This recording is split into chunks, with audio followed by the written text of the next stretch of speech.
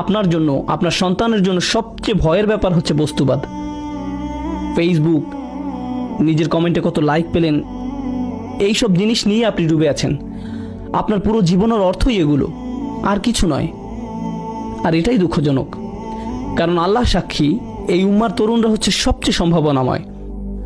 যখন এই উম্মার তরুণরা কোরআনকে অন্তরে ধারণ করবে, তারা দুনিয়া পাল্টে দিতে পারবে। সত্যি দুনিয়াটা তখন অসম্ভব সুন্দর একটা জায়গা হবে, যদি শুধু এই উম্মার তরুণরা জাগতে পারে। কিন্তু উম্মার তরুণ প্রজন্ম iPhone 5, Samsung Galaxy, iPad, Facebook নিয়েই বুঁদ হয়ে আছে।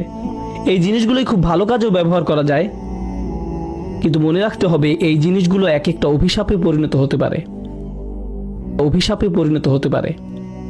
তলোয়ার শত্রুর দিকে তাক করে রাখলে সেটা ভালো, কিন্তু নিজের দিকে তাক করে রাখা খারাপ।